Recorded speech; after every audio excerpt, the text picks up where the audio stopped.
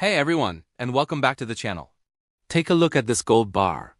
It looks real, feels real, and it even has the right markings. But what if I told you one of these is $1 million fake? Could you tell the difference just by looking? The truth is, counterfeiters are getting scarily good. We're not just talking about gold-plated lead anymore. They're using advanced alloys and techniques that can fool even experienced buyers. But today, we're fighting back with science.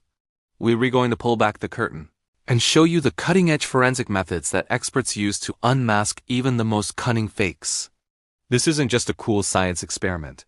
Knowing this stuff could literally save you a fortune. So, how do you create a fake that's almost perfect? The biggest challenge for a counterfeiter is density.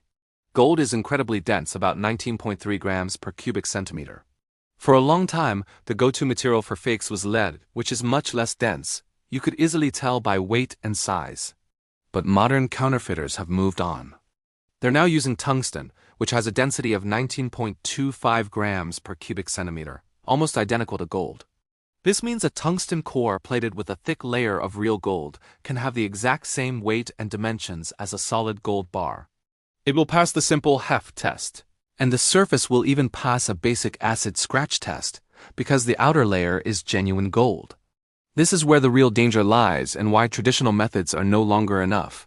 Let's start with the first line of scientific defense: X-ray fluorescence, or XRF. This is a non-destructive method, which is super important because you don't want to damage a potentially valuable item. Think of an XRF analyzer as a high-tech scanner. You point it at the metal, and it shoots a beam of X-rays at the surface. These X-rays knock electrons out of their orbits within the atoms of the metal. When other electrons drop down to fill those empty spots, they release a specific amount of energy, which is unique to each element like a fingerprint. The machine reads these energy signatures and tells you the exact elemental composition of the surface. So, if we scan our bar with an XRF gun, it will instantly tell us if the surface is pure gold or maybe 18-karat gold or something else entirely. If it detects anything other than gold, like nickel or copper, right on the surface, you've got a cheap fake.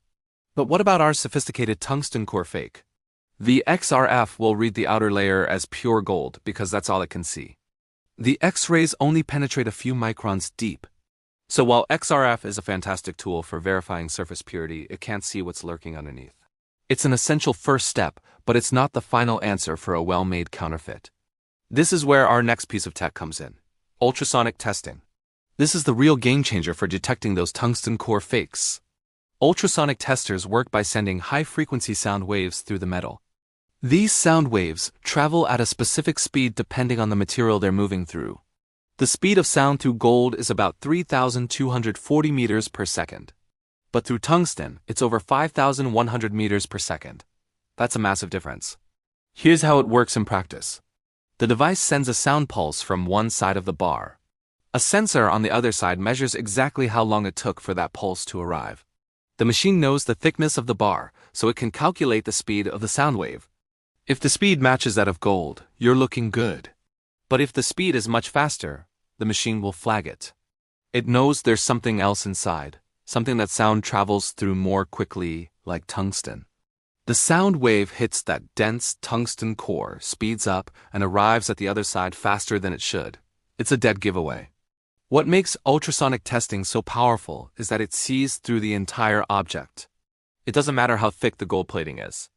The sound wave travels through the whole bar, revealing its internal structure. Some advanced ultrasonic devices can even create a sort of internal map of the object, showing you exactly where the different materials are. It's like giving the gold bar a medical ultrasound. You can literally see the boundary between the gold plating and the tungsten core. There's simply no hiding from it. Now, let's talk about another classic, but still relevant, method: the density test, but done with precision.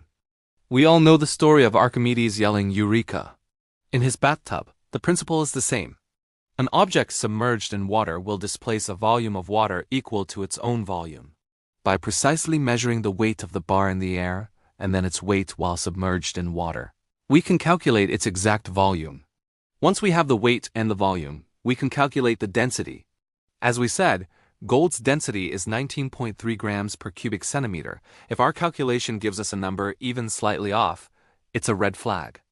For example, if we get a density of 19.0, It could indicate a tungsten core that wasn't perfectly matched in size and weight. This method, known as hydrostatic weighing, requires very precise scales and careful procedure, but it's a fundamental check that relies on pure physics. When combined with XRF and ultrasonic testing, it creates a powerful trifecta of verification. So let's put it all together. Imagine you're a precious metals dealer and someone brings in a large, convincing gold bar. First, you'd probably do a visual inspection and weigh it. It looks right, it feels right, it weighs right. Next, you pull out the XRF analyzer, you scan a few spots. The reading comes back, 99.99% pure gold. So far, so good. But you're a professional, and you know about the tungsten threat. So you bring out the ultrasonic tester. You calibrate it, place the probes on the bar, and run the test. A few seconds later, the screen flashes a warning. The speed of sound is way too high. The ultrasound has just revealed the fake tungsten core that the XRF couldn't see. You've just saved yourself from $1 million mistake. This isn't just hypothetical. Major bullion dealers and refineries use this exact combination of technology every single day. The threat of sophisticated counterfeits has forced the industry to adopt these forensic-level tools to protect themselves and their customers. For the average person, you might not have an XRF gun in your garage. But this is why dealing with reputable, certified dealers is so incredibly important. They have the equipment and the expertise to guarantee the authenticity of what they're selling. They perform these tests so you don't have to.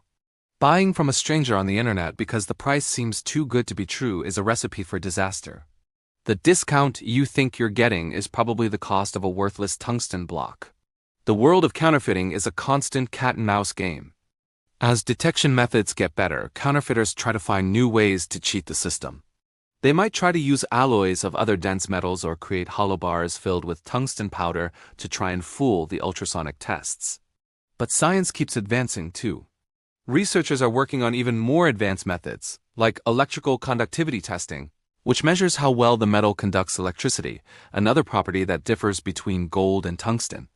Ultimately, the key takeaway is that while fakes are getting better, so is the science of detection. The days of relying on a simple scratch test or a magnet are long gone. The real protection comes from technology and trust. Technology like XRF and ultrasound, and trust in the experts who use it.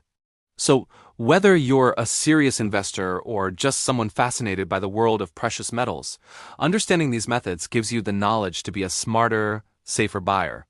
And as for our bar from the beginning? Well, let's just say the ultrasound told us a very interesting story. Thanks for watching, and if you found this deep dive interesting, be sure to hit that like button and subscribe for more. We'll see you in the next one.